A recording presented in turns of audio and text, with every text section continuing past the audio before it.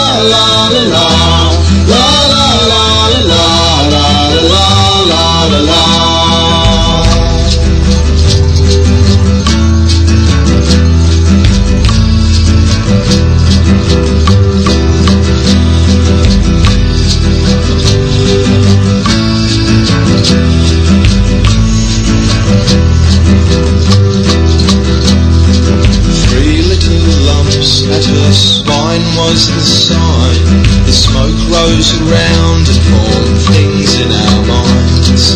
We have not much time, she said. Before we know it, we'll be dead. Time like a swastika, as cruel as its kind. I dragged her back from fairyland, knitted fingers, trembling hands, blood, semen, petrol and ice in her throat. I will never, never leave you. She crashed on my chest. Before she laid to rest, she said, I will kiss the ghost. Hey la la la la la la la la la la la la la la la la la.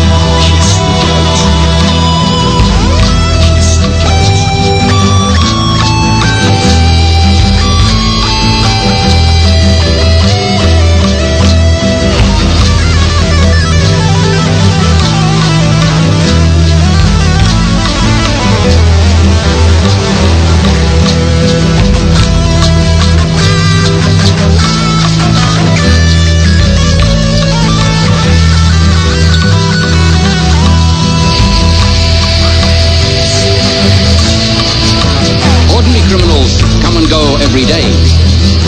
The bushranger comes once in an age. Nature requires time to produce her type, and these monsters reappear after the lapse of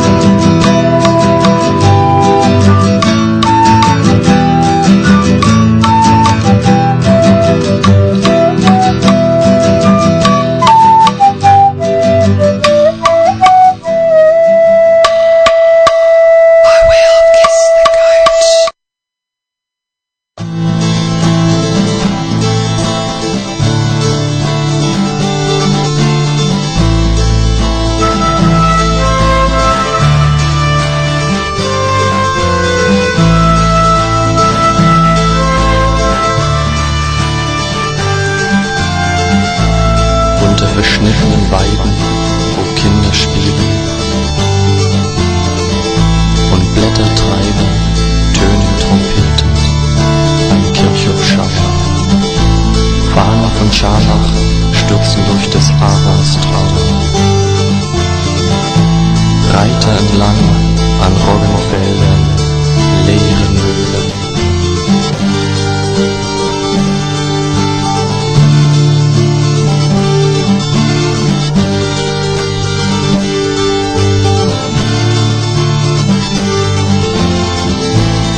Hirten singen nachts und Hirsche treten in den Kreis ihrer Feuer, in den Kreis ihrer Feuer, des Hains uralte Trauer.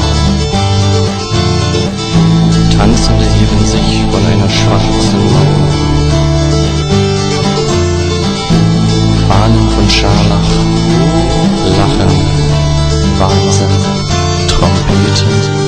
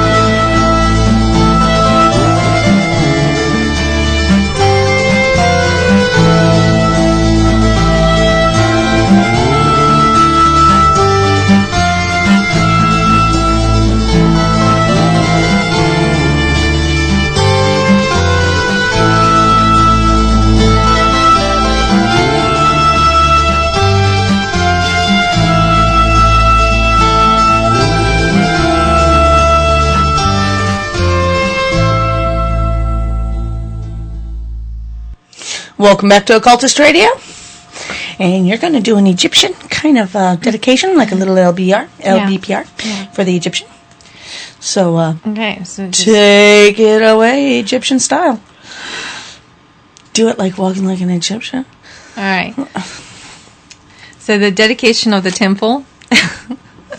Face west and set the ritual knife aside as sacred to Dewiti. In hand, praise be unto Asa Unnefer, King of eternity, Lord of the everlasting, whose forms are manifold, whose works are mighty. Can you stop doing that? I'm doing a praise I thing. almost feel like starting over. The point of the dagger is thrust westward while vibrating the name. Do you want to vibrate the name for me? I'll give you something to do. Why? Why do you think I need something to do? I am perfectly fine entertaining myself over here. I notice when I read my there you go.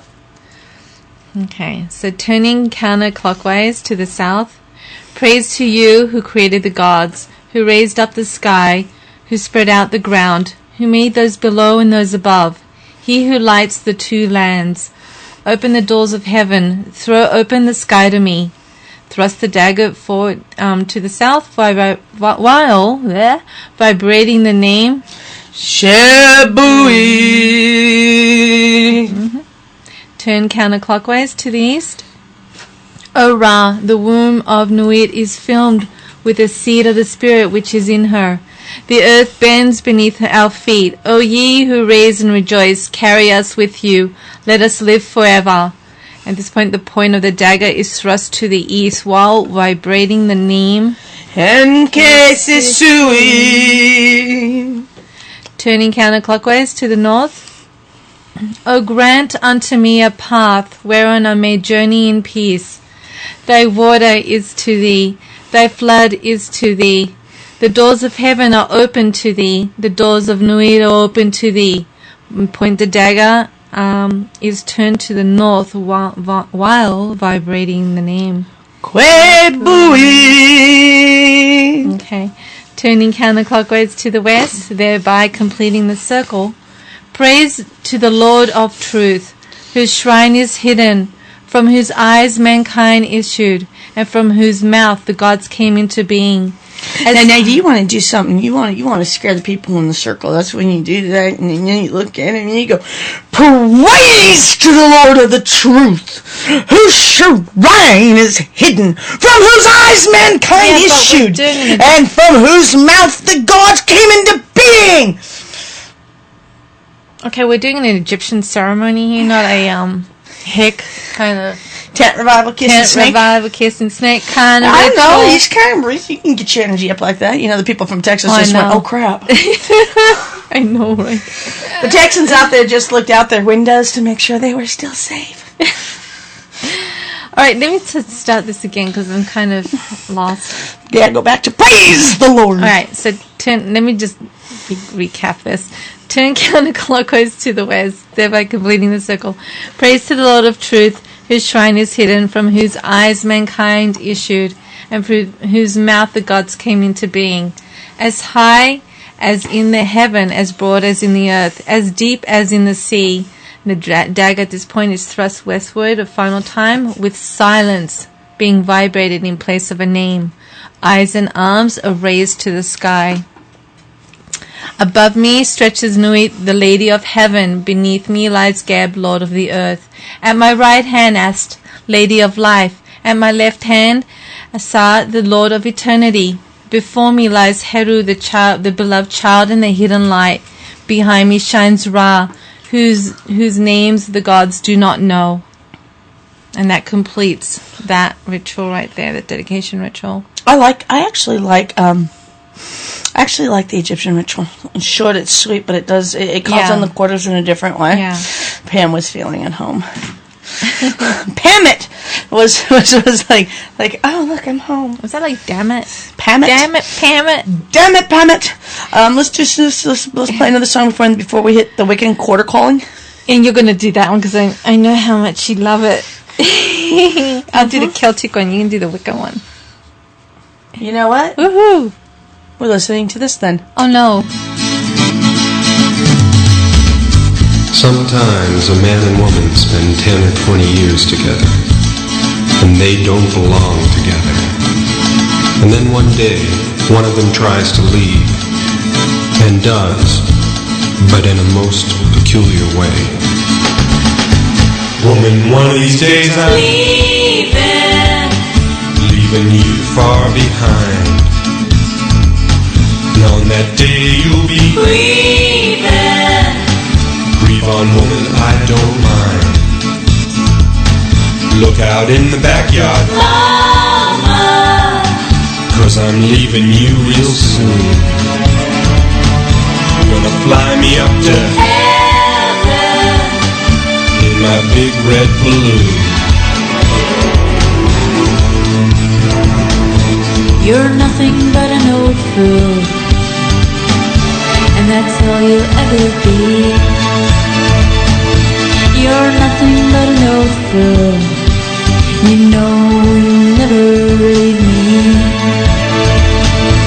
So stop your silly playing. It's time to settle down. And hear me when I'm saying you'll never get that damn thing off the ground.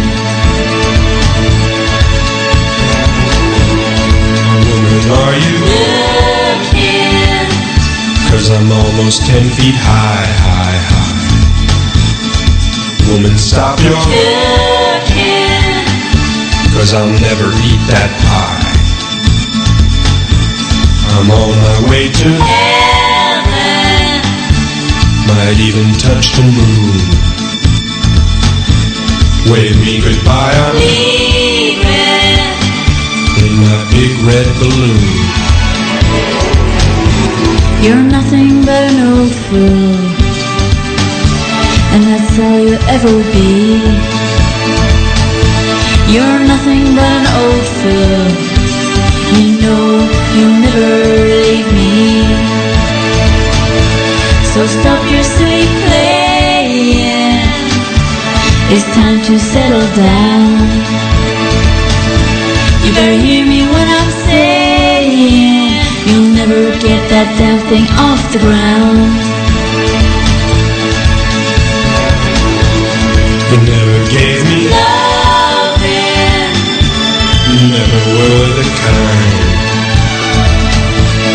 You never gave me children. You never had the time. Remember me too. No one.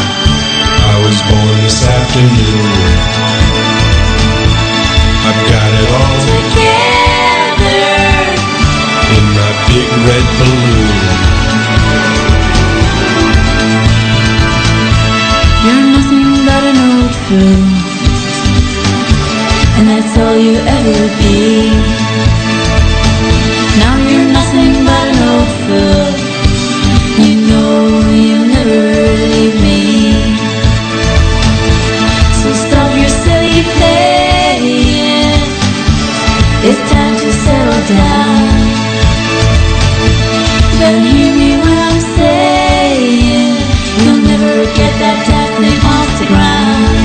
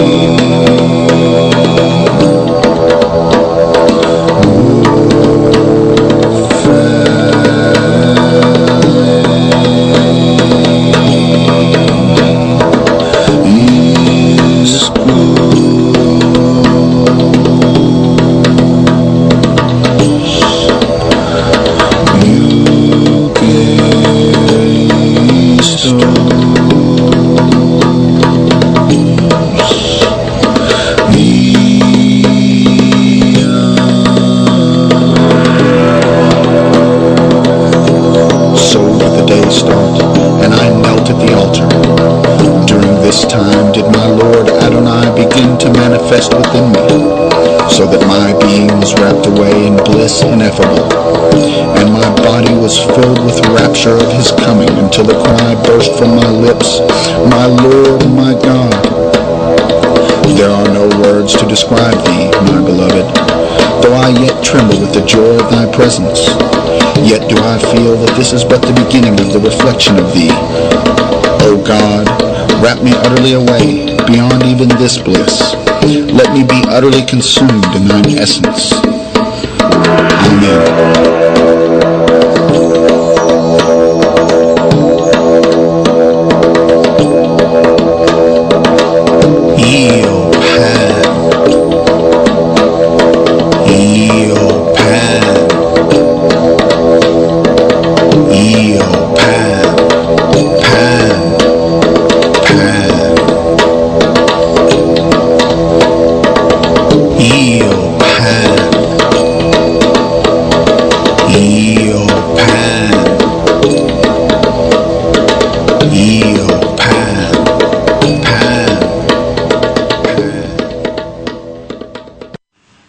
I like Frogger Oz. Mm-hmm. Good music, good music.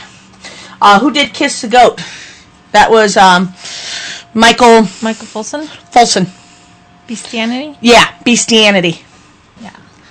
Oh, okay, I didn't see that was a question. Yeah. Kiss the Goat was, Vic's going to write it down for you inside the room, but that was Bestianity, Michael Folsom. Good friend of Vic's. Sent us some music. Frogger Oz sent us some music. We're going to listen to a little more Frogger Oz later on, and some David Cherubin, because he did some great work too. Mm-hmm. Well, I might as well just go ahead and throw myself right into the Wiccan calling. Oh, cheer! Yay! Rah, rah, rah, rah, rah. Just do it and get over with. Get it over with. No, it's nice. It's a nice. It is a nice Wiccan calling. It's just a little too. I'm not the one that the drama that I like happens to do with vibrations, less with stage drama. Right, I know. And that's all. I know. So you call the quarters after having cast your circle. As you call the element, raise your arms in the blessing position, which is kind of like the big old V above your head. The elements are usually called starting in the east because that's the place of air, and that's also the place of new beginnings. It also cleanses. Mm-hmm. And then you're going to turn clockwise, which they call docile. Do-si-do. To the south to call fire. I think I have square dance rap if you want to hear some do-si-do stuff. Let's just stick to the thing. Yeah. To the south to call fire, then to the west to call water, and to the north to call earth, finally turning back to the east to complete the circular motion. The traditional Wiccan calling of the elements is as follows. Ye lords! See, this is where it gets me. Can you stop swaying, because you're making me sway with you? Ye lords of the watchtowers of the east! Ye lords of air! Stop doing it like that. I do summon, call, and stir you up to witness our rites and to guard the circle. Ye lords of watchtowers of the south, and ye lords of fire, I do summon, call, and stir you up to witness our rites and to guard the circle. O ye lords of the watchtowers of the west, ye lords of water, I do summon, call, and stir thee up. This is the to witness our rites and to guard the circle. Ye lords of the watchtower of the north, ye lords of the earth, I do summon ye. Call and stir thee up to witness our rites and to guard the circle. Hoorah. Powers of the air, I call to you and invite you to join us in this rite, to share your qualities with us. In love and truth, we bid you hail and welcome. Powers, if I like it better when it's like, slice your throat if you don't come in. Powers of fire, I call to you and invite you to join us in this rite, to share your qualities with us. In love and truth, we bid you hail and welcome. Or like you had like the whole penetration and... Jimmy, can you just read it? Powers of water, I call to you and invite you to join us in this rite, to share your qualities with us. In love and truth, we bid you and hail and welcome. Powers of earth, I call to you and invite you to join us in this rite, to share your qualities with us in love and truth. We bid you hail and welcome. And, banishing the energies and departures are usually performed in the counterclockwise direction. And you say, ye lords!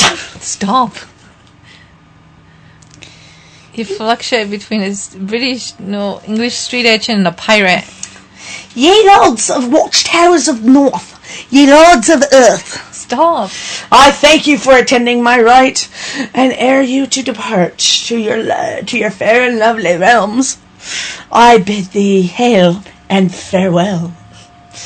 Ye lords of watchtowers of the west, ye lords of water, I thank you for attending my rite.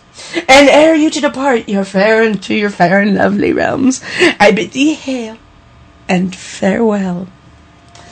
Ye lords of the watchtowers of the south, ye lords of fire, I thank you for attending my rite. And ere you to depart to your fair and lovely realms, I bid thee hail and farewell. Ye lords of watchtowers of the east, ye lords of air, I thank you for attending my rite, and ere you to depart to your fair and lovely realms, I bid thee hail and farewell. And again, it's another way of saying farewell is slightly different. It's powers of earth, I thank you for joining me and sharing your qualities with me in this rite. And with love and joy and thanks, I bid you hail and farewell. Please hug the tree on the way out. Damn that Gardner and his Shakespearean acting. Powers of water, I thank you for joining me and sharing your qualities with me in this rite. And with love and joy and thanks, I bid you hail and farewell. Powers of fire, I thank you for joining me and sharing your qualities with me in this rite. And with love and joy and thanks, I bid thee hail and farewell. Powers of air, I thank you for joining me and sharing your qualities with me in this rite. And with love and joy and thanks, I bid you hail and farewell. There's a tree on the way out that you can lick and a bunny you can fuck. Oh my god! Did you really say that? We're not violating bunnies. Oh, you can lick the tree, but you can't violate the bunny. I see how this is going. It's okay, Money. You're fine. But that's like, and again, you can make it very... His eyes are. The rabbits in the room, you could just hear their sphincters tighten up. Yeah, you heard it starting when I started doing the whole Wiccan thing. They're like, uh-oh. Uh-oh. Uh-oh. It sounded like I like that stupid thing from the FTP thing. Uh-oh. Yeah. The Wiccan thing is great because you can make it very poetic and very dramatic. Yeah. And some people like the flair. Yeah, because as we said, Gardner was a Shakespearean actor. Yeah. So that's where a lot of this florid terminology and, scripting came from. So, it works for a lot of people. Not for Jymie, though. Well, no, not really, right? We've got 2 more calls coming up, Celtic and Norse. And then we're going to sit here and twiddle our thumbs. No, I'm going to play a song real quick. Oh, we're playing another song? So we're going to play, because I've only got 2 calls left and a half hour left of the show. Uh-oh. You're not supposed to say that. How do we fill up the show? We don't have to do 2 hours. Never.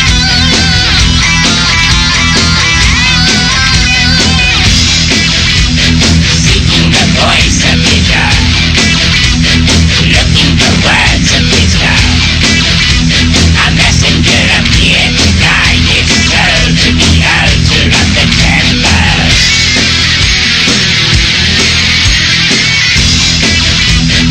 Purify by sacred water and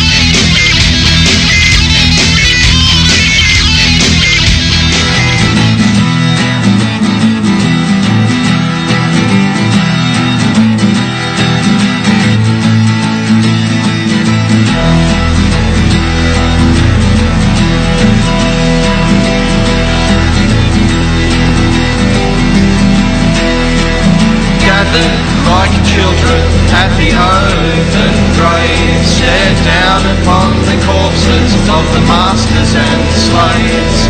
We are this land, our blood's in the sand, our soul it's the sea and the animals and plants.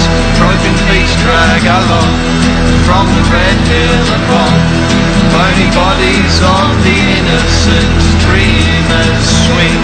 We crash the corroboree, done rape and done robbery, and the nightmare begins when the full roarer spins. Skull, sky glowing, here is my home. Fires on the hillside, burning alone. Boats pointed west through the trees from the south. Flies in our eyes, birds in our mouths. Delivered in chains, we labour in pain. Our pale flesh caressed by the sun and the rain. We spread from the shores, we were bled by others' force. So we never apologised and we never explained to the hated, the hanged, the stolen, the stripped. Down rivers of brown bubbles and glass shards we've shipped. The presence of prison, police and priest, like dingo packs marauding where chaos unleashed. Skull, sky glowing, here is my home. Fires of the black bells burning alone.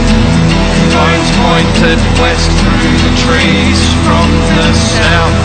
Flies in our eyes, birds in our mouths. Shakings on the sacred land, your application. Shakings on the golden hand, your gravity flows. Focus on this sacred land, your application. Shakings on the golden hand, your gravity flows.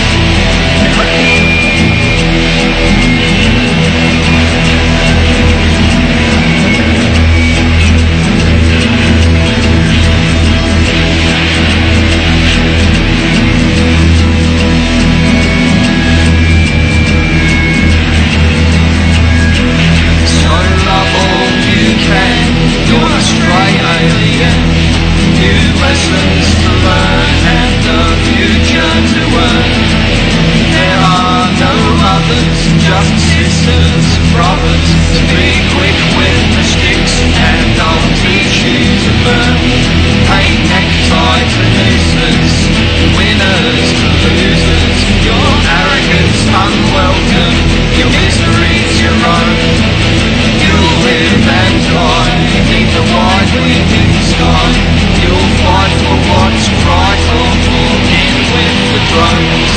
Skull, sky home, here is my home. Fires of the underland, burning alone. Boats pointed west through the trees from the south. Flies in our eyes, birds in our mouths.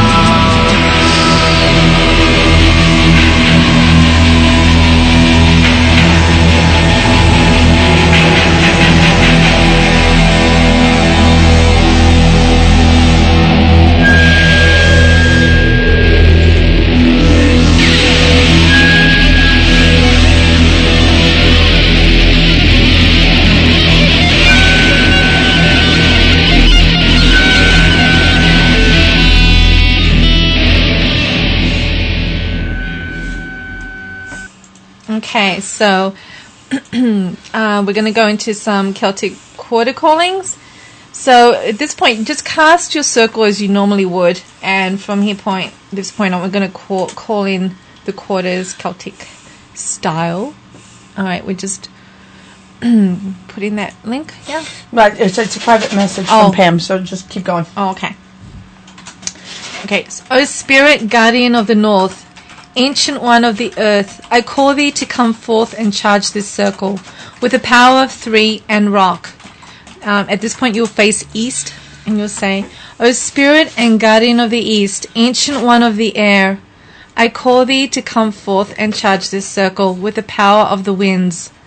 Next, you'll face south, O Spirit and Guardian of the South, Ancient One of the Fire, I call thee to come forth and charge this circle with the power of the flame.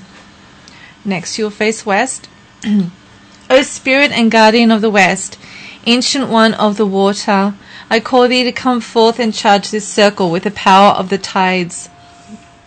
Turn to the north once more and say, charge this circle with your power, old ones, as above, so below. And then at that point, you're done and you can set forth on your ritual. Yeah. Yeah. Right? Yeah. Should I do then? Go Native American. Why don't you do some Native American? Because that's an interesting call too. Yeah. Why don't you do that tonight? Okay, so just center yourself, and again,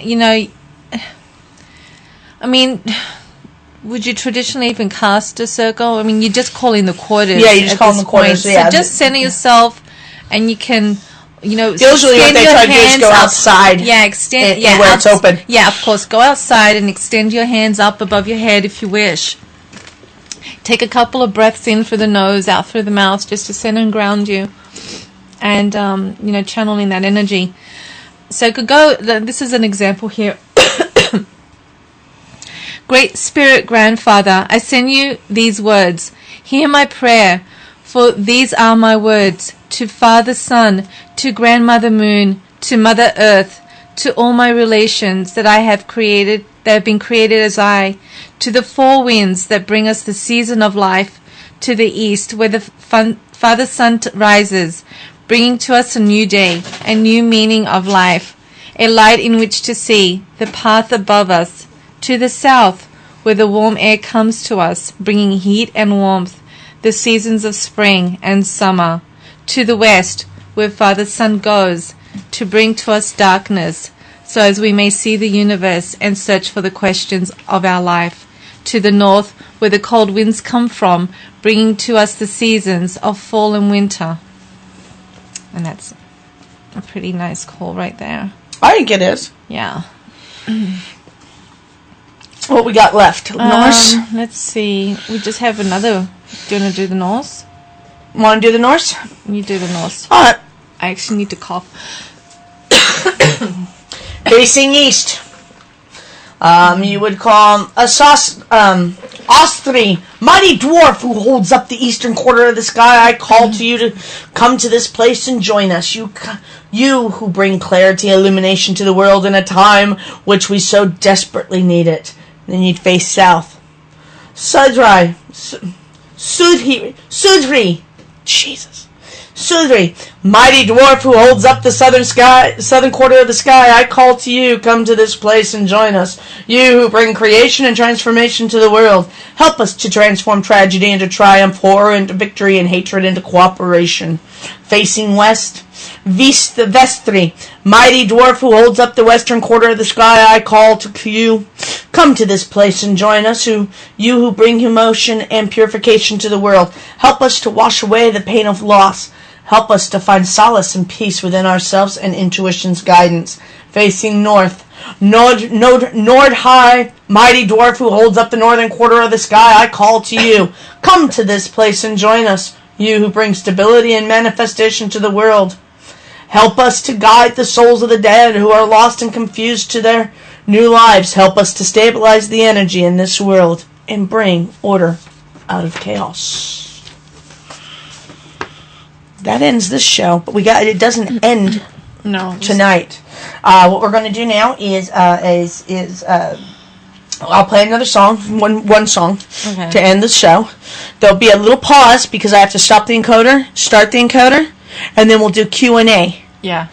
And then after Q&A, we have the retake of the Chakra radio show, which will include the Ustream, and this time we've included the mudras, and my God, is this going to be awesome. Expanded on last week's show a little bit. Yeah. Should we do the Chakras before we do the Q&A? Because that's and get that. Are we going to do it live? Yeah, we're doing everything live. Oh, okay. I just thought we were just doing it. No. Let's go to the Chakras. Yeah, let's just do the Chakras. And then we'll go to the Q&A. Unless, maybe you guys can think about some questions in that time. Yeah.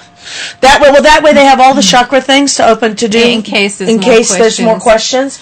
Oh, are we going to include last week's Q&A? Yeah, last week's Q&A we'll put up on Podomatic. Right. I'm going to play Frater Oz's Astral Plane. And this show, there'll be a bit of silence. Don't worry about it, guys. Stick with us. And then what we'll do is we'll start the encoder right back up. And do the Chakra show. Yeah. And we'll actually be playing on the Ustream that you'll find below. Now, below the chat room is actually playing a little slideshow, but we'll be actually playing a slideshow of the Chakra stuff as we talk. Mm-hmm. And so the chat room and all that good stuff. So enjoy Frater Oz, and we'll be right back with the Chakra show. Yeah.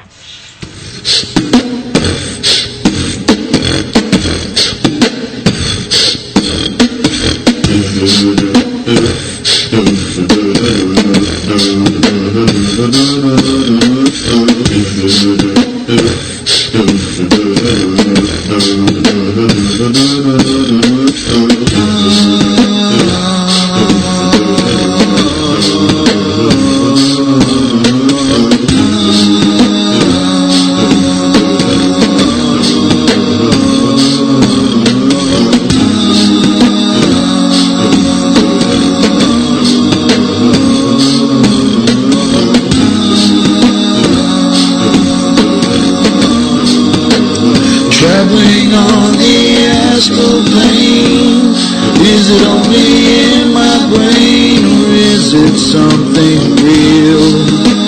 Flying through my mind, or so it feels. I can feel myself, and I can hear myself.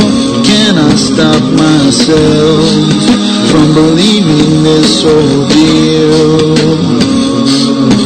Kneel down, clear my mind of all these broken thoughts, embrace the emptiness, and seek the nothingness inside. I focus, get inside myself and let the world subside. I think it's real, but is it? Traveling on the astral plane, is it only in my brain, or is it something real?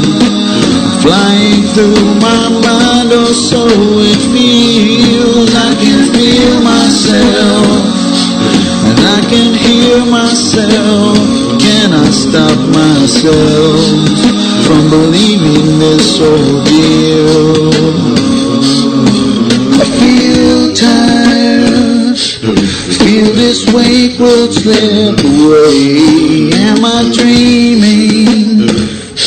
Have I imagined this today? Does it really matter if it's real or if it's in my mind? I don't think so.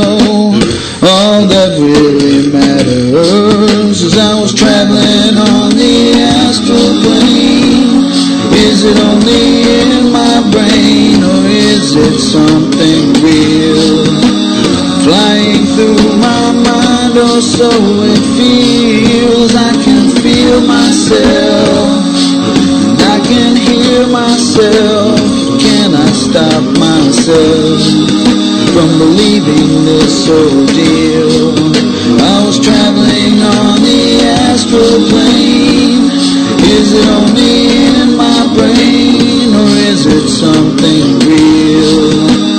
Flying through my mind, or so it feels. I can feel myself, and I can hear myself. Can I stop myself from living this ordeal? Traveling on the astral plane, is it only in my brain, or is it something real? Flying through my mind, or so it feels.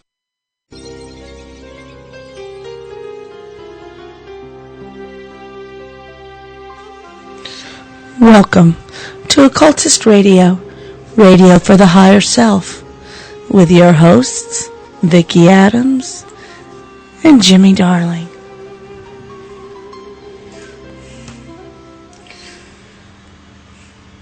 Okay. Chakra time. Okay. Chakra, chakra, chakra, chakra, chakra, chakra, chakra, chakra, chakras go with lunch. So tonight we're doing a night on chakras and the techniques that can be used to align yourself. So, do you want to launch into it, or do you want to discuss kits, or what, little one?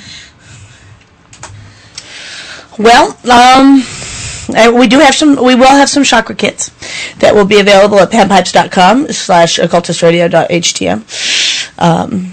That we'll have up there, probably within the next few days. But yeah, let's launch into what are chakras. Right. Now, chakras are basically subtle energy channels that run through the body, and they're located in different areas of the body. Chakras are entry gates of the aura. Within the physical body resides a body double, a spiritual body that contains the chakras. Do you want to go ahead and hit, go back to the Ustream and hit the record? Start recording.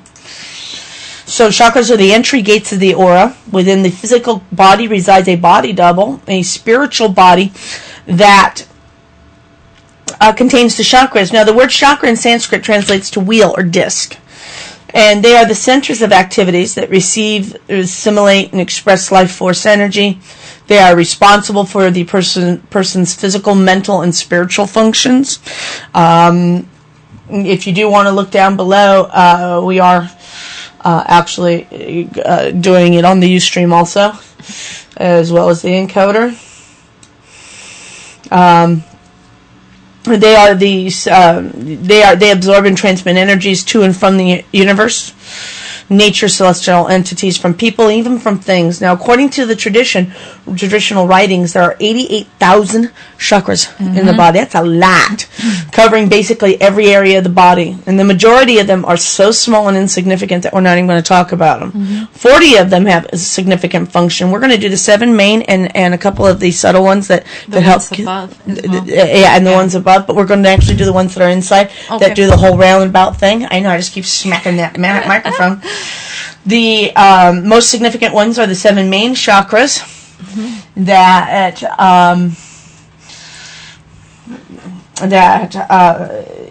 kind of go through the central line of the body from the base of the spine to the top of the head. They are located in the ethereal body, and they express the embodiment of spiritual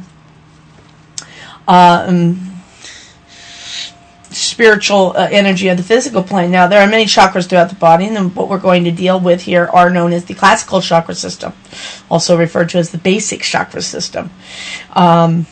You want to tell them about the power centers? Yeah. According to the Eastern understanding, the universal life force flows through the top of the head and down the chakras, nurturing our bodies with 7 distinct kinds of energy, each essential to our physical and spiritual development. As it flows upward through the chakras, communicating individual insight and a conscious sense of universal interconnectedness, we can see the chakras as kind of like a floppy disk that contain vital programs. So they contain programmed subroutines that shape our behavior. We all function by sets of programs which may or may not be conscious. In this analogy, the body is the hardware, our programming is the software, and the self is the user. We did not write all of these programs, and some of their language is very archaic. The challenge before us is to identify our programs and rewrite them all while continuing to live our lives. And this is a task also of healing. The chakra system can be used as a tool to fight viruses, debug, and reprogram our lives.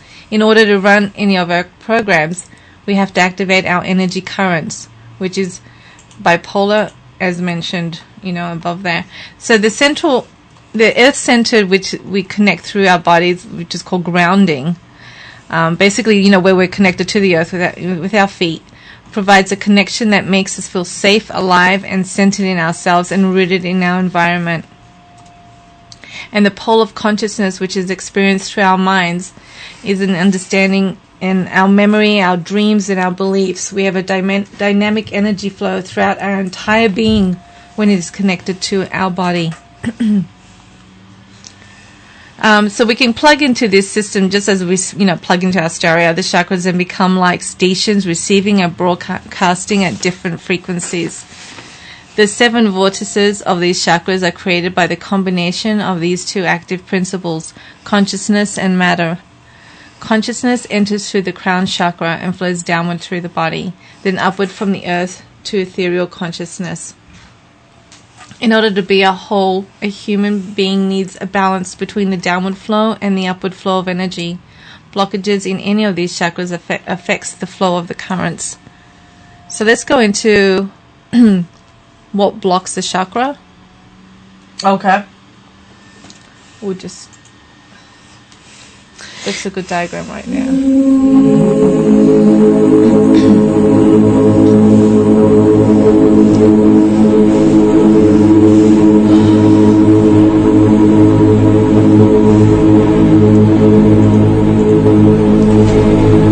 Stop it.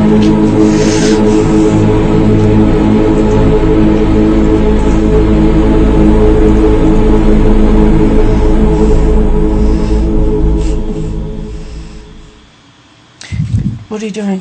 Just chillax. No, I did something stupid. You accidentally clicked on something. Yeah, I actually started the Ustream, which gave me a commercial for Ekakanar. Oh, that crazy place down the street. Crazy place down the street, which just scared the hell out of me as I sat here going, what in the world did I just do? Why the hell did it... See if it started? Okay, I don't know what happened. You might have hit the keyboard on something. We'll start here, though. What blocks a chakra?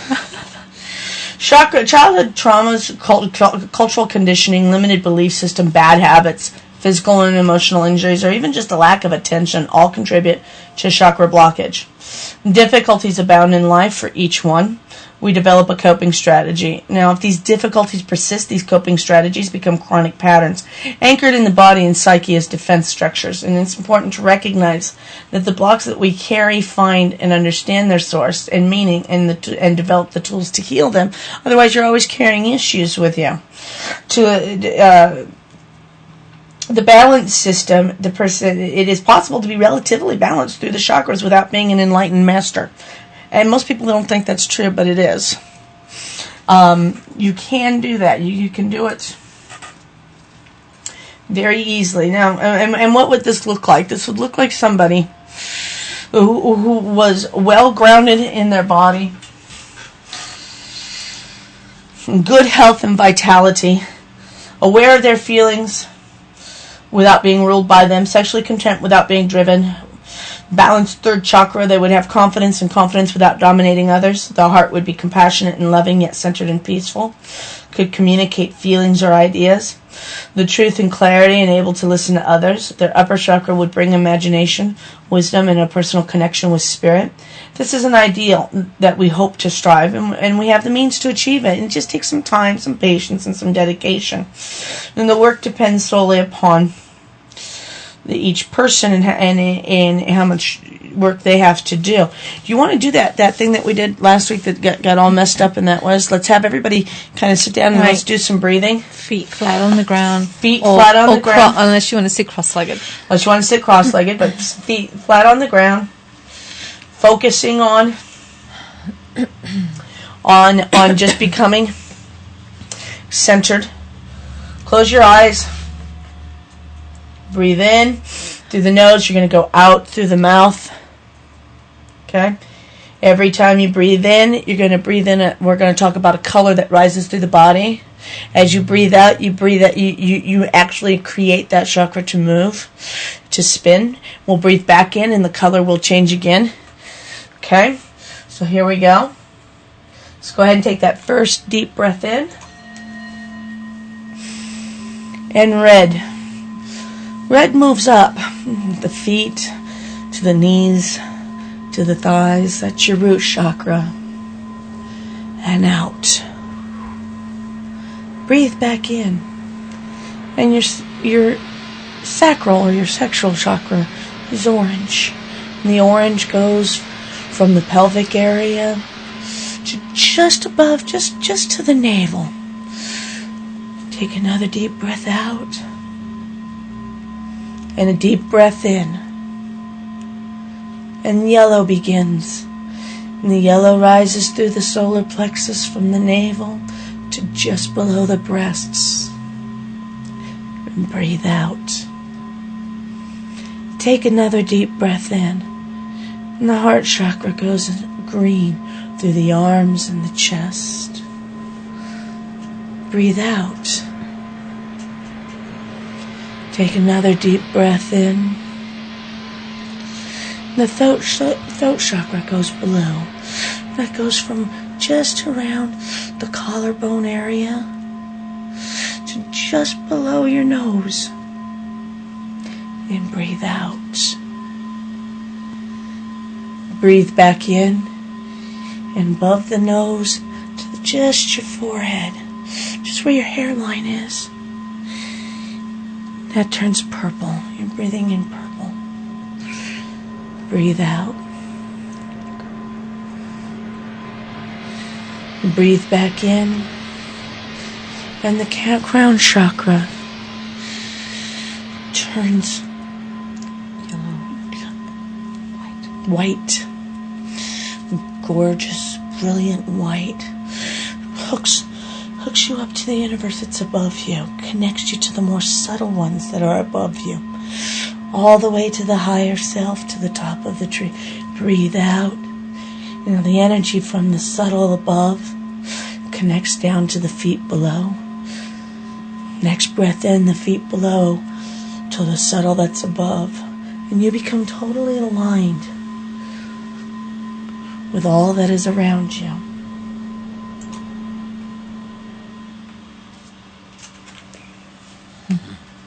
I like that exercise. Mm-hmm.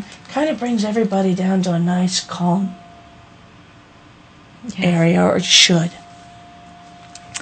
So, okay, might as well just go right into, like, now that we're ready, let's do the basics. Yeah. I'm just going to repeat maybe a little bit. It never hurts to repeat just a little bit. Yeah.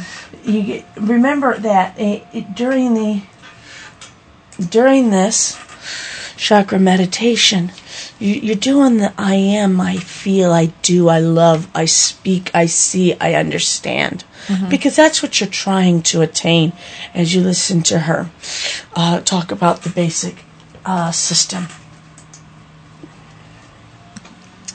So, as we covered, there's 7 main chakras that are located vertically up the spine, starting at the base of the spine and all the way up to the crown area. They're located in the center of the body and open on both the front and back side of the body. So we start again at the base of the spine, known as the base or root chakra, and it's red. The second chakra above this is known as the sacral chakra, and it's orange, and above that is the solar plexus. And what we've got up there on the actual screen is another system that if you wanted to use that color system instead. Yeah, is yellow. Above that is the heart chakra, it's green. And above that is the throat chakra, which is a light blue. And above that is the brow, or the third eye chakra, and it's an indigo. And last but not least is the crown chakra, and it's a bright white. Although some people also have been known to use a purple or a gold color as well, and that's appropriate. Kind of falls along the tree of life a little bit, huh? It does, because, and I'm going to put that up right now while you're talking about that. Mm-hmm. Because there you go. There's how it falls on the tree of life, because you can actually include the entire Kabbalah into this. Let's go ahead and start with the basic functions. The basic functions of the roots. I'm actually going to play some music behind it that actually's got the right musical notes. Yeah, let's do that. So that you can, kind of follow along with the right musical notes behind me. And you. Mm-hmm. So here we go. The base of the root chakra function, pretty much the foundation of the system of the body. The Sanskrit word is Muladhara. This is the seat of the Kundalini. This centers our will to live, to survive. It is our ground root. through which we gain power, stability, and growth. It is often referred to as linked to the adrenal glands, and it represents activity in general, such as movement, energy, and survival, as well as grounding. It also connects with the legs, feet, hips, and the base of the spine that's associated with the circulation system and blood. Red is also associated with pain, swelling, and inflammation, and all heat sensations. On a mental level, red shows assertiveness and self-confidence. It is the enthusiasm and drive that is required. But when red energy is suppressed or blocked, it can become violent when it finally escapes. When this chakra is balanced, we have physical vitality and strength. We feel connected to nature with a deep understanding of its rhythms and patterns. Signs of malfunctioning include a lack of energy, stamina, feelings of unreality, of not belonging, not being able to cope, cold, congested conditions, difficulty with physical movement, coordination, or circulation problems, inability to sustain energy levels, physical weakness, exhaustion, lacking in drive and enthusiasm, easily drained by company. An excess of red energy might be displayed as hyperactivity, physical tension, inability to relax, anger, fear, mental and emotional confusion, rapid mood swings, impatience, fidgeting, intolerance, and violent outbursts. The color for this is red. The musical note is C. The sacrament is baptism. And the mantra is A. It is located at the base of the spine, and its purpose is for movements and feelings. The spiritual lesson is that of the material world, and it's associated with the mineral kingdom. It governs the adrenal gland. Its element is earth. Its sense is smell. It is the place of birth and rebirth, the place of ability to draw abundance from the universe. It is home, job, passion, trust, money, security, survival, vigor, food. The main formation of the chakra was accomplished during the age of 0 and 5 years, and this chakra was ruled by the moon in ancient history, Saturn in modern days, and a healthy, functioning base chakra spins clockwise. Give me a second while I get the music ready for you.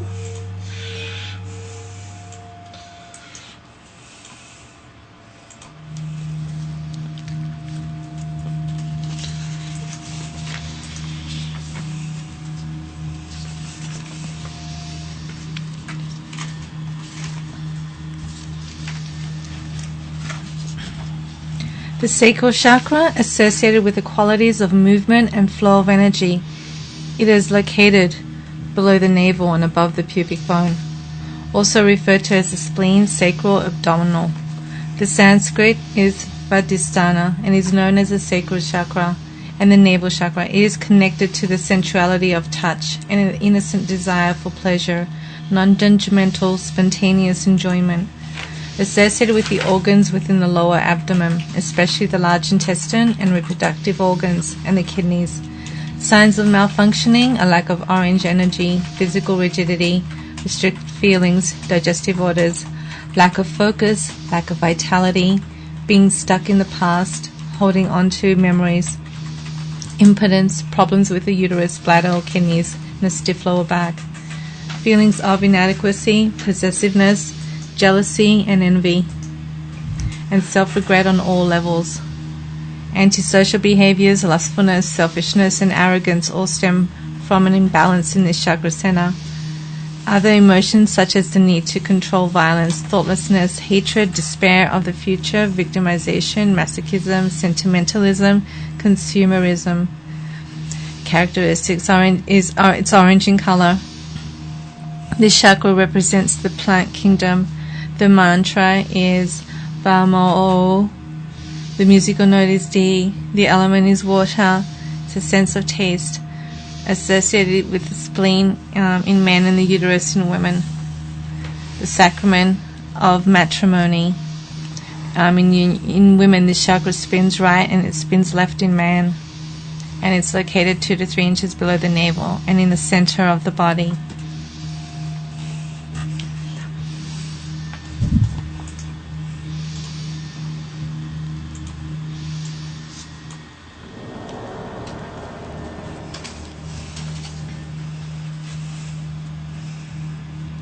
The solar plexus, Sanskrit, is Manipura.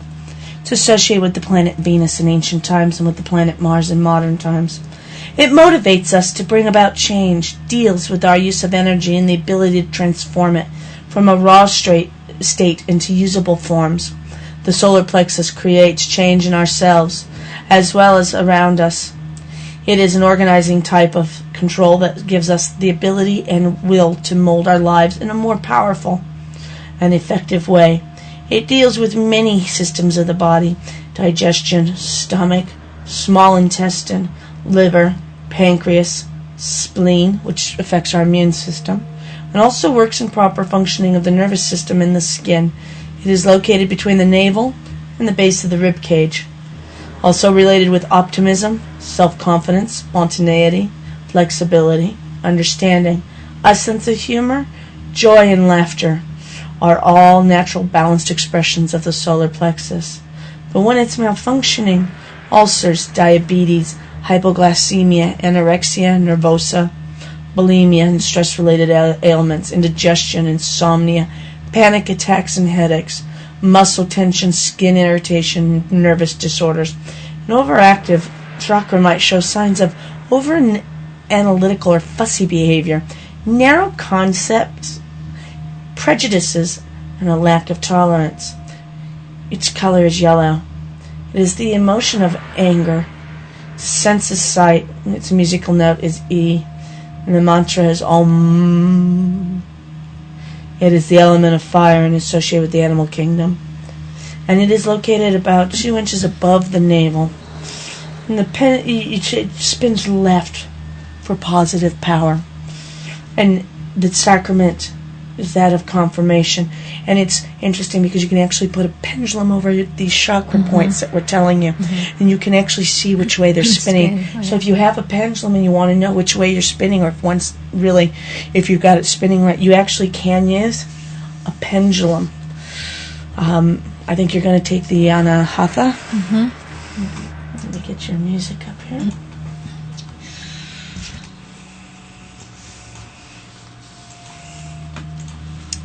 So the heart chakra, Sanskrit word is Anahata, located in the center of the chest. It is also the midway point of the chakra system, with the 3 chakras above and below. The chakra is balance, equilibrium, community, and love, associated with the heart, lungs, diaphragm, arms and hands, respiration, growth, and the ability to change and adapt, caring, sharing, relationships with others, gives structure to our existence, routine and discipline, all aspects of personal growth, and the ability to discern and travel our own personal road. When this chakra is balanced, there is a sense of calm, clear-sightedness, friendliness, and tolerance of others. It is possible to understand the needs of others without feeling our own needs have to be ignored or suppressed. We know where we want to go, and we can hold our own ground well. Signs of malfunctioning: asthma, high blood pressure, lung disease, heart disease, colds, emotionless, power-seeking, and anything that intrudes into or restricts personal boundaries and equilibrium, such as invasive illness, abdominal growths, lack of control at any level, sense of claustrophobia, being trapped, unfulfilled, restricted, dominated, and need to be in control or be controlled, becoming possessive or obsessive, constantly seeking reassurance, and a lack of self-worth and isolation. Characteristics: the color is green or pink. Sense of touch, element is air. Musical note is F. Associated with the human kingdom. Mantra is in Yam or Ah. Associated with thymus, heart, blood, circular system, glands, and lungs. Chakra spins in the right in both men and women. Connected to the sun in ancient times. Now it is connected to the planet of Venus. The sacrament of Eucharist, located at the breastbone in the middle of the chest.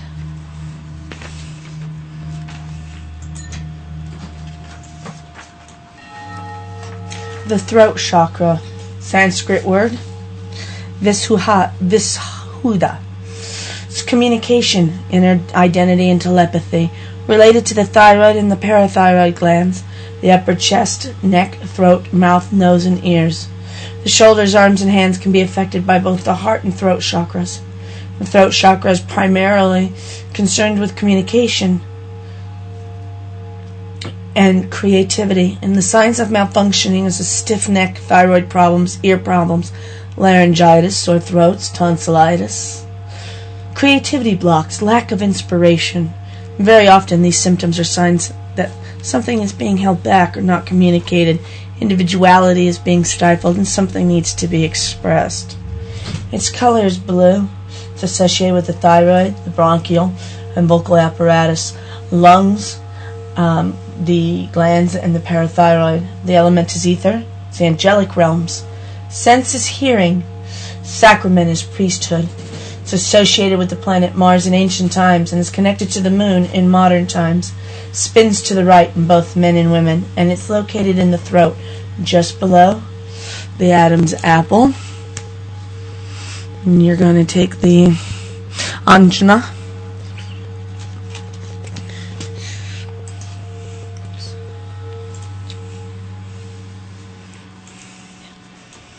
There you go.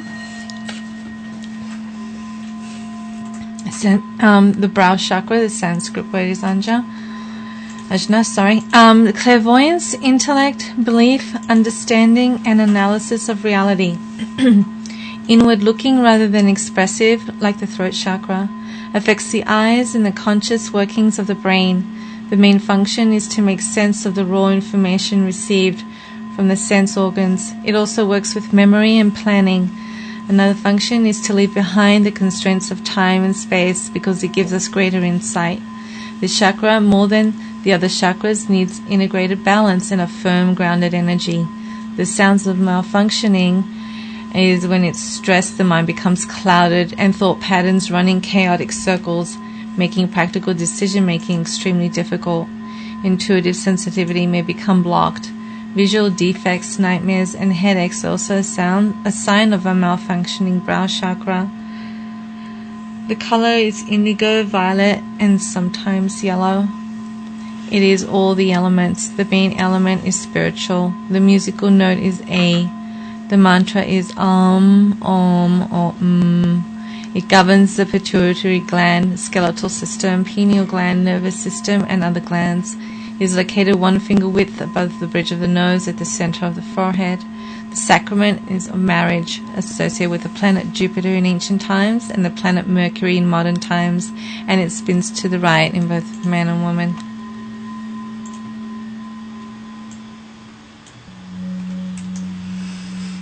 The crown chakra in Sanskrit, Sahasrara. The all is one center knowingness and wisdom, a replica of all the other chakras, and a total energy signature of each individual is said to exist within the crown chakra. Here are unique patterns.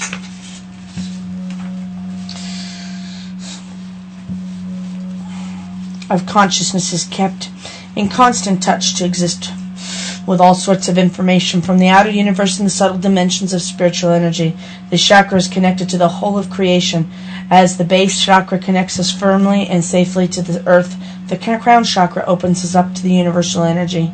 In some ways, imbalances in either have similar symptoms. When balanced, the crown chakra increases the ability to understand things in a wider context, allowing one to become more intuitive.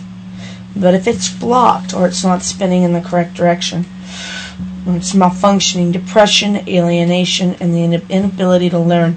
When the crown chakra loses its balance, a shadow is cast over the whole system. There's a feeling that something is not right, although it can be difficult to describe clearly what is wrong. Feelings of alienation and depression, a weight descending that makes you feel listless, exhausted, and prone to boredom. The crown chakra directly affects the higher brain. The cerebrum, which consists of 2 hemispheres of the brain, is the seat of higher consciousness. A lack of balance between the left and the right can cause confusion and coordination difficulties, both physically and mentally. Its color is violet, white, or gold. And the sacrament is the extreme unction, which is the anointing of the sick. It's all the elements, and it is cosmic, kingdom, and source. Its mantra is E, sometimes Om. It is associated to the pineal gland. It is the seat of the etheric body. Here we must learn to release and to surrender. In ancient times it was associated with Saturn. In modern times it is the Sun. It is located at the top of the head and in the center of the skull, and it spins to the right.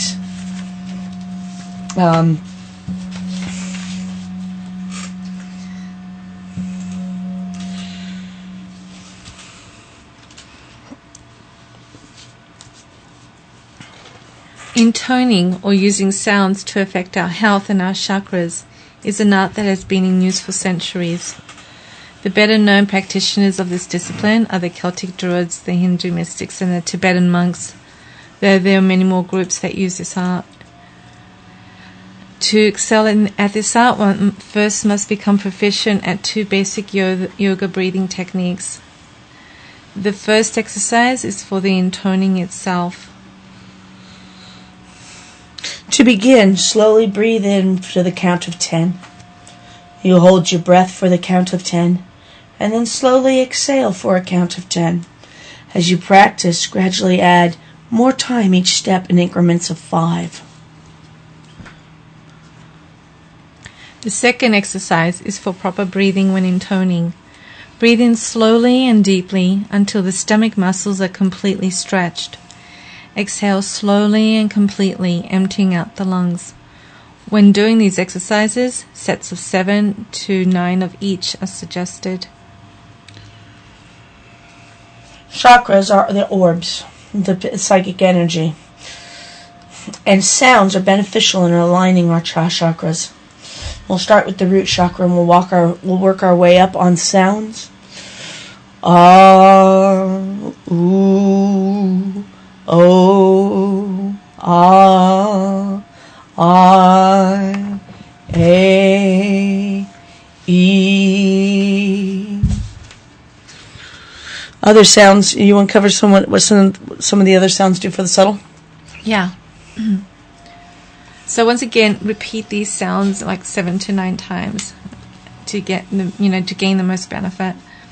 So some other healing sounds are A as in Ma, which alleviates depression. So as in dim. Establishes balance. Om as in Tom. Yep. Spiritual oneness. E stimulates the pineal gland and raises energy.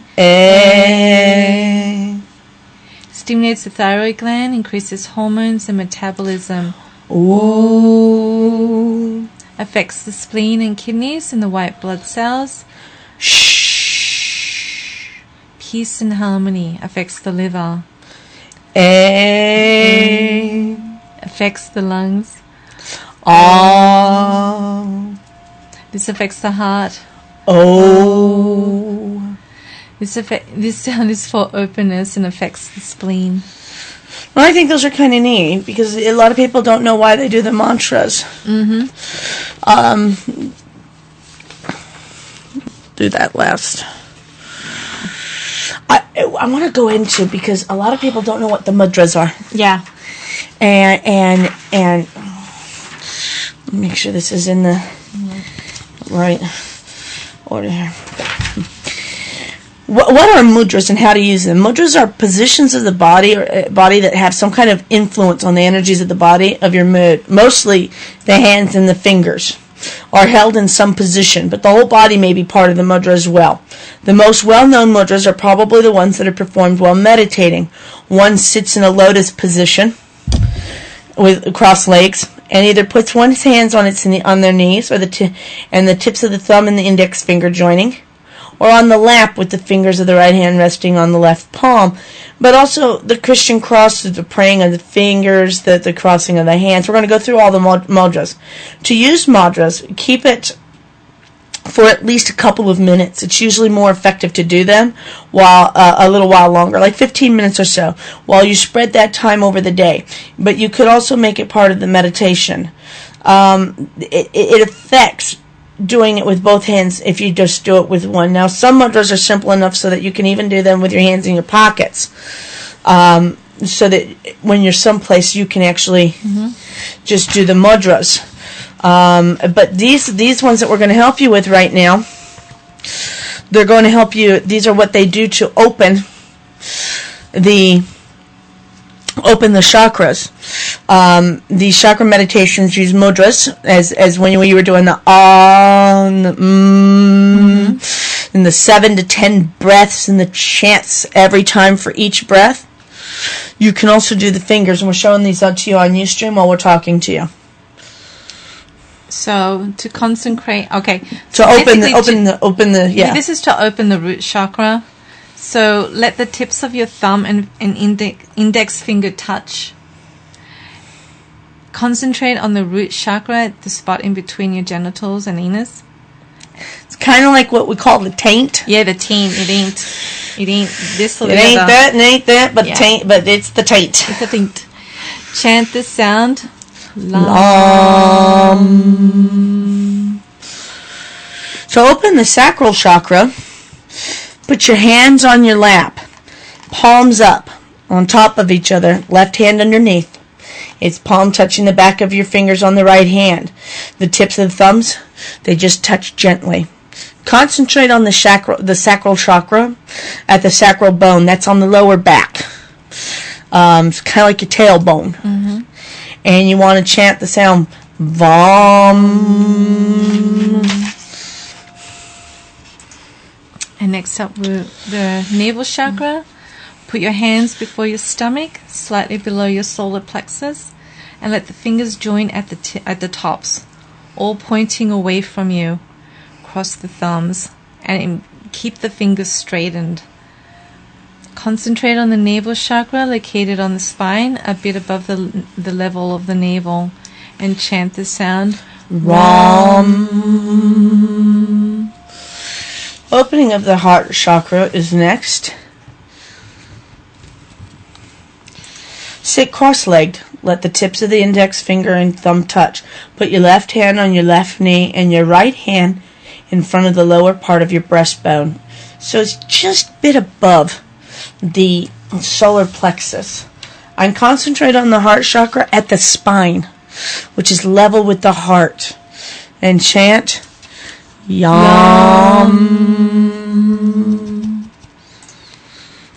Next up is the throat chakra. Cross your fingers on the inside of your hands without the thumbs. Let the thumbs touch at the tops and pull them slightly up. You're basically creating almost like a circular shape. Concentrate on the throat chakra at the base of the throat and chant the sound Hum. To open the third eye chakra, put your hands before the lower part of your breast. And the middle fingers are straight and they touch at the tops, pointing forward. The other fingers are bended and touch at the upper two parts of the upper phalanges. The thumbs point towards you and touch at the tops. So it's really, we got the picture up there so that you can see exactly what you're doing, so that you can see this. And you want to concentrate on the third eye chakra slightly above the point of the eyebrows. Okay? And you want to chant the sound Om.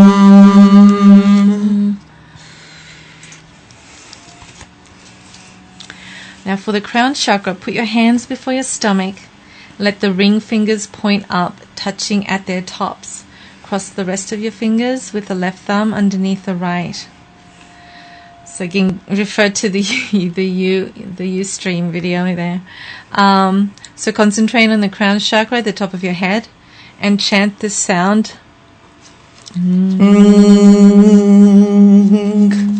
It's like an NG. Yeah. Now, you don't want to use the meditation for the crown chakra until you have a strong root chakra. You want to really make sure that you're grounded first prior to doing that. Because that's... You know what, let's go back to the... Yeah, I want to go back to the... I actually want to go back to the 7 chakras. Start at the crown, because let's describe that. You want to start the crown? Okay. the Sasahara, which means the 1,000-petaled lotus, is generally considered to be the weed chakra within which there is neither object nor subject. When the female Kundalini energy rises to this point, it unites with the male Shiva energy. Pardon me, and a state of liberating is attained. Symbolized by a lotus with 1,000 multicolored petals, it is located either at the crown of the head or just above the crown of the head. Its role may be envisioned somewhat similar to the pituitary gland, which secretes hormones to communicate to the rest of the system and connects the central nervous system. In Tibetan Buddhism, the point of the crown is the point at the crown of the head, represented by a white circle with 32 downward pointing petals, which I think we have a photo of that. If you can just go right there. There's another type of showing it. That is the projection after death in order to obtain rebirth. You want to go to the brow chakra? Okay.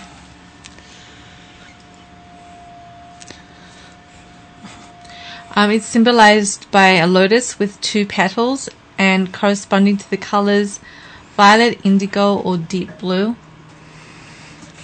It is at this point that the two sides of the natives, the Ida and the Pingala. Yeah, the Pingala. Are said to terminate and merge with the central channel. It signifies the end of duality. Yeah. And the seed syllable for this character is the syllable Om, and the presiding deity unites half male, half female, like a Shiva Shakti concept. Yeah. Yeah, exactly. In Tibetan Buddhism, this point is actually the end of the central channel, since the central channel rises up from the sexual organ to the crown of the head, and then curves over the head and down to the third eye. So while this channel finishes here, the two-sided channels continue down to the 2 nostrils. Which is interesting. Yeah. It's interesting to know what you're looking at on the symbols. Just the shapes, because a lot of people are lost. The throat chakra is depicted as a silver crescent with a white circle with 16 light or pale blue or turquoise petals. The seed mantra is Hum, and the residing deity is the Panchavaktra Shiva, with the 5 heads and the 4 arms. Mm-hmm. And the Shakti is Shakini. Mm-hmm. This is understood as relating to communication and growth through expression. In Tibetan Buddhism, the chakra is 16 upward pointing petals, and it plays an important role in dream yoga, which is actually the beginning art of lucid dreaming. Mm-hmm.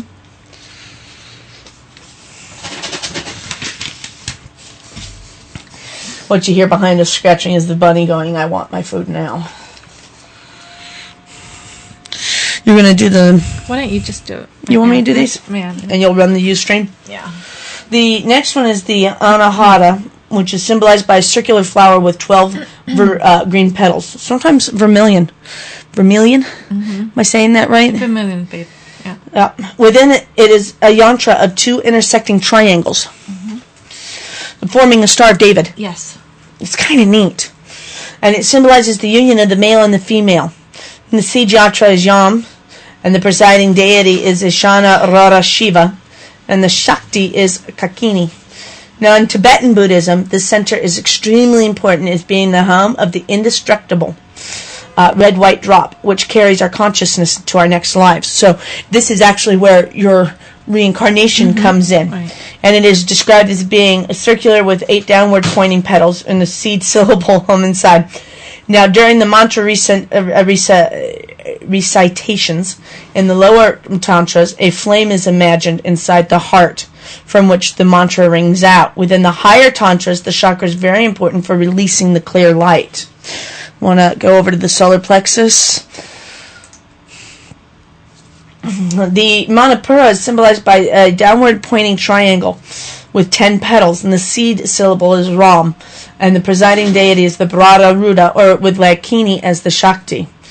Now, in Tibetan Buddhism, the wheel is represented as a triangle with 64 upward pointing petals. It is the home of the red drop, which is what you see in the middle there, which is the essence of the feminine energy, as opposed to the Shakta system, where the Kundalini resides in the Muladhara.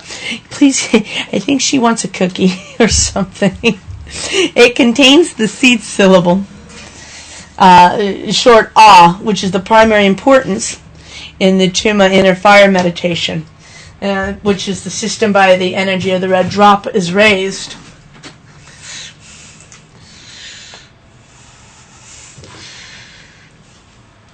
There we go. The sacral chakra symbolizes by a white lotus or yellow lotus, which is a crescent moon, with 6 orange petals. The seed mantra is Vam, and the presiding deity is Brahma, and the Shakti is the Chakini, and the animal associated is the crocodile of Varuna. In Tibetan Buddhism, it is known as the sacred place wheel. Below this point is the chakra tantra. Some systems diverge somewhat.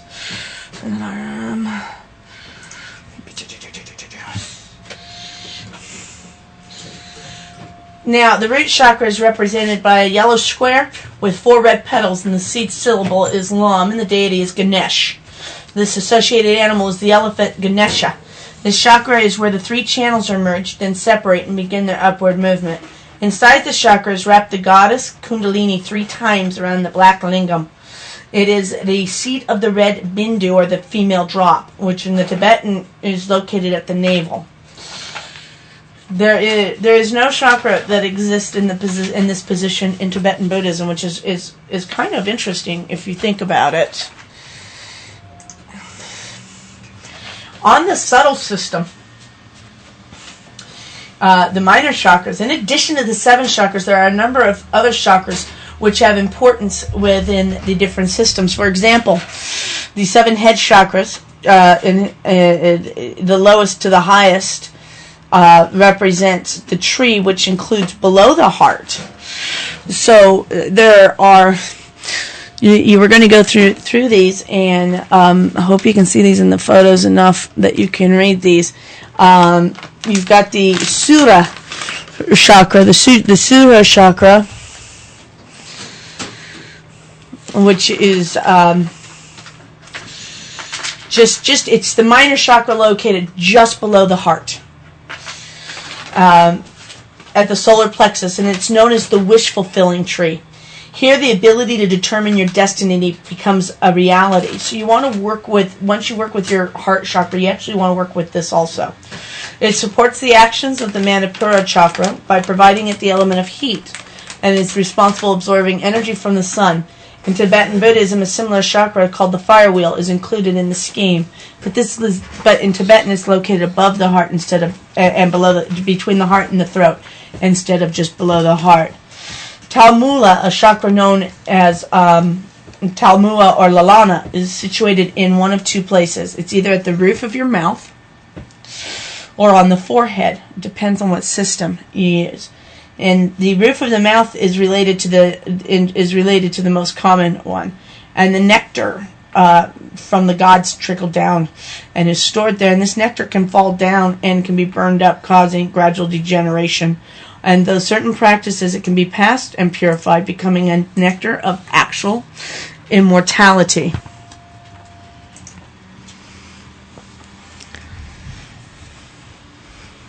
A chakra known as the Manas is located either between the navel and the heart, close to the Studya, or is located above the Anya on the forehead. The version on the forehead has 6 petals connected to the 5 sense objects plus the mind. In Tibetan Buddhism, the chakra located on the forehead is called the wind wheel and has 6 spokes. Okay, the Bindu Visarga is located either at the top back of the head, where some Brahmins leave a tuft of their hair growing, or in the middle of the forehead. Ooh. Yeah, that's why they have the tuft. Yeah, it is symbolized by a crescent moon. this chakra secretes an ambrosial fluid and is the seat of the white bindu. And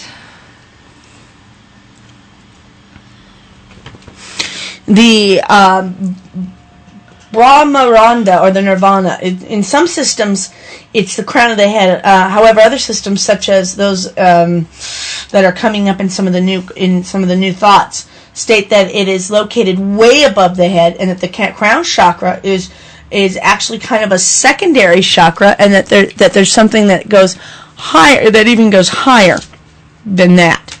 And I find that kind of interesting. The Guru, or the Shri, is another minor chakra located slightly above the head, and it's got 12-petaled lotus upward, and is associated with the Guru, the higher force that guides us through our spiritual journey. People think that's real people, but it's actually a chakra point. Guru is a chakra point. You have Atala, which is the chakra located at the hips. It governs fear and lust. The Vitala, located at the thighs. It governs anger and resentment. Satula, located at the knees, governs jealousy. Tala, translated as under the bottom level, is located at the calves, and it is a state of prolonged confusion and instinctive willfulness. The Rasatala, located at the ankles, is the center of selfishness and pure animal nature. And the Mahatala, located at the feet, this is the dark realm without consciousness and inner blindness. And then, of course, the last one we're going to talk about is Patala, and that is located at the soles of the feet. This is the realm of malice, murder, torture, and hatred. And in Hindu mythology, it borders on the realms of hell. Isn't that interesting? The soles of your feet. Yeah. You know what? Throw up some photos of the animals. Okay. Because this is really interesting. There are actual. Well, show the hands. Show the hands. That's a nice one, because it actually shows the colors of where all the chakras are located on the hands, so that you can actually pinch. Yeah. Or hold them like pressure points. Yeah. And it's really interesting because your pressure points, the hands are actually shown with the palms outwards. So it's not the back of the hands, it's the front of the hands you're looking at there, the palms upwards. And that's something interesting, palm side up, that you can actually push on your palms, and you can actually affect your chakra centers just by your pressure points of your hands.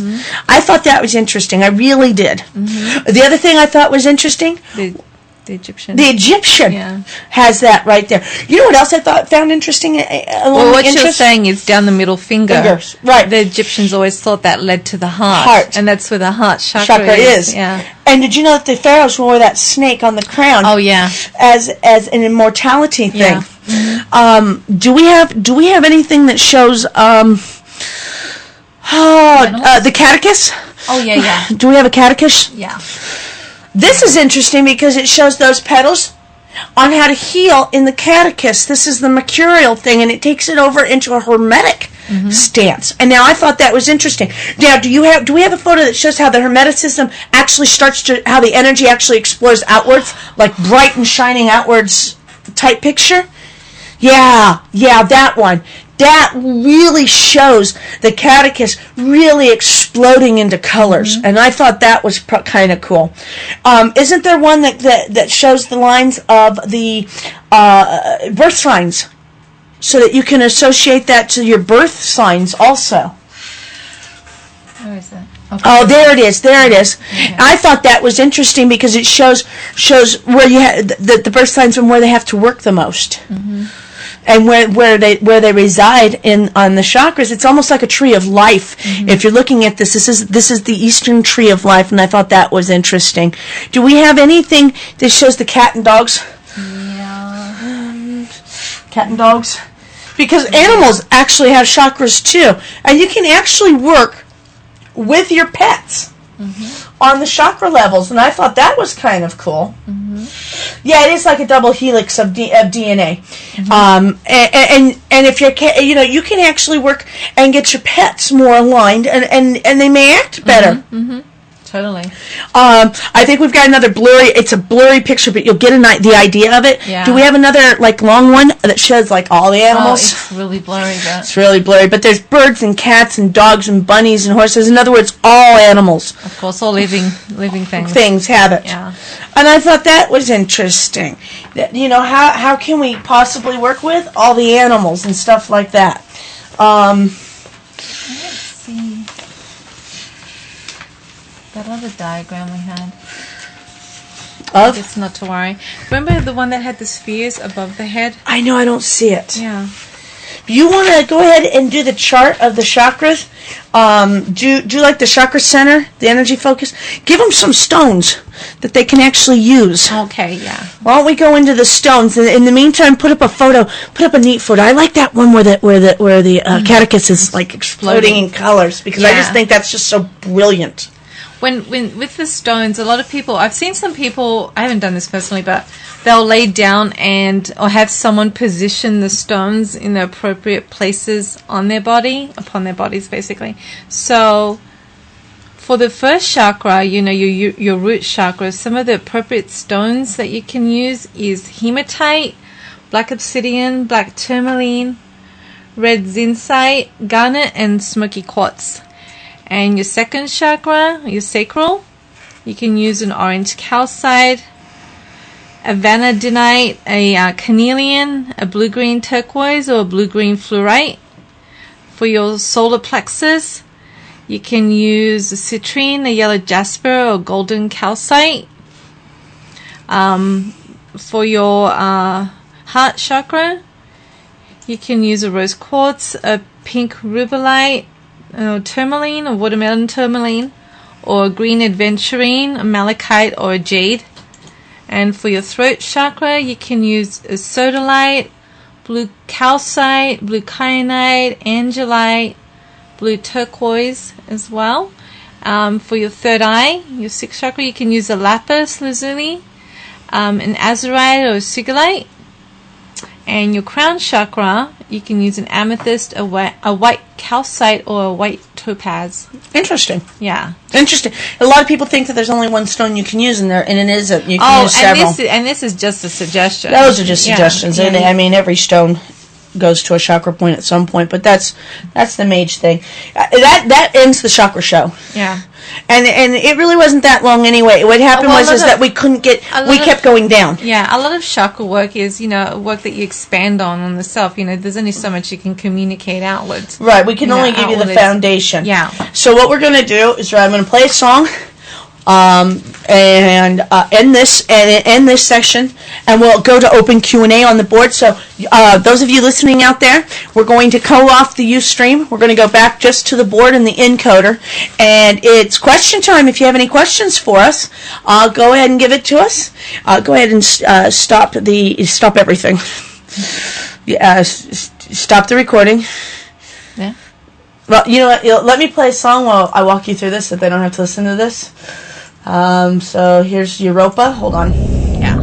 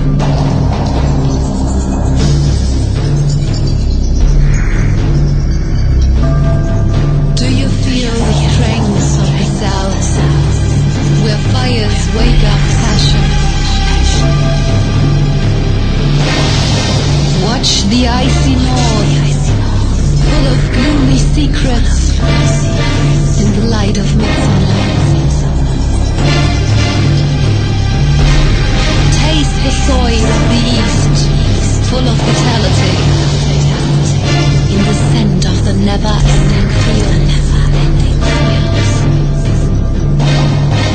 Listen to the wind of the west. It sings of a new beginning. Wake up. Unity of mind. Unity of color.